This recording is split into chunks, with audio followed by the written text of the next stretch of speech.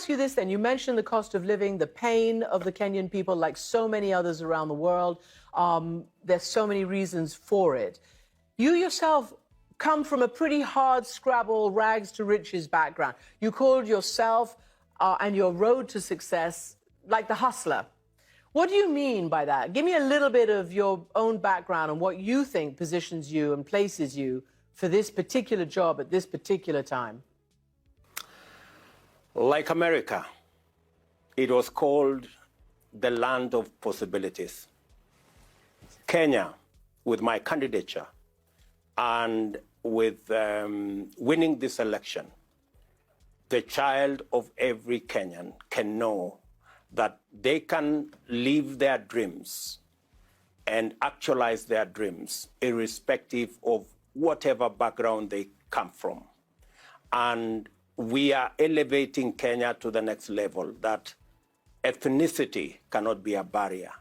Your social status cannot be a barrier. The religion you profess cannot be a barrier. That's all my candidature speaks to. And when I ran for this office, there are many people who thought you needed a name recognition, a brand, a big family to come from, a big community to come from. But with my candidature, the child of any Kenyan, small community, big community, irrespective of their social status, can actually journey to success and journey to the pinnacle of any success, because it is possible, and the people of Kenya have made a decision that any Kenyan can be the best they can as long as they work hard and they work at it. You say that, you know, you've reached out, your opponent, the former prime minister, you know, has congratulated you. But your own boss, the outgoing President Kenyatta, to whom you were deputy, supported your opponent.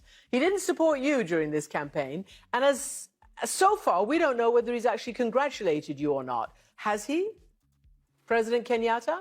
You know, when I decided to support President Uhuru Kenyatta for 10 years, I did not give him conditions on him to support me.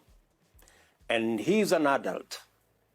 And he can choose and make decisions like all adults on who to choose. And I appreciated when he decided to support somebody else. I did not take offense, although I had supported him in the past. I have won the election. That is what is important. Did he congratulate you? That's what I want to know. Anybody, whether they supported me or not.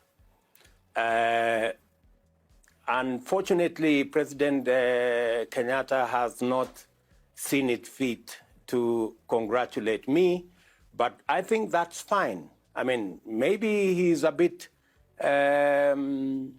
disillusioned, or maybe he's unhappy that I defeated his candidate, but that is the nature of politics. Now, in a few days, you're going to be inaugurated and you will take office. It's been a pretty bitter, divisive, and in fact contested campaign and result. It did go down to the Supreme Court.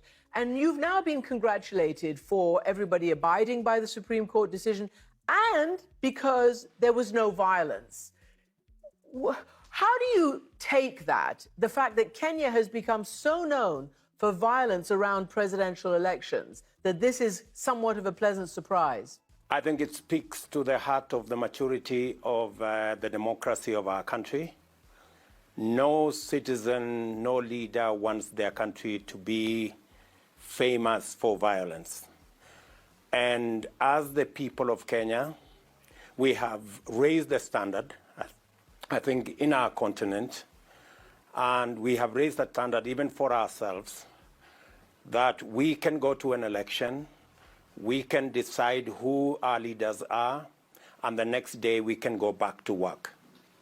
That is the standard we have raised for ourselves as the people of Kenya. I am very proud of it, and many, if not all Kenyans are very proud of it. And what happened in the past was a slip, and we have gained our balance, and I am very confident going into the future, the next election will be better than the one we had this year. So again, it's very good to hear you say that, because the last one, in which you said there were challenges and mishaps, and you called it a slip, what happened in 2007, 2008, more than 1,000 people were killed. So it was a pretty big disaster. I want to talk to you about a specific, human rights situation in parts of Africa, and including in your own country. You yourself gained worldwide attention a few years ago when you said there was, quote, no room for homosexuality in Kenyan society. I want to know whether you still stand by that. We have Kenyan law, we have Kenyan constitution, we have our tradition, we have our customs. We will continue to respect other people's customs as they respect our customs and our tradition. I am very clear that we respect everybody and what they believe in, but we also have what we believe in, and we expect to be respected for what we believe in. So before I ask you to flesh that out and what exactly does it mean, I want to play you what President Kenyatta said to me about this issue.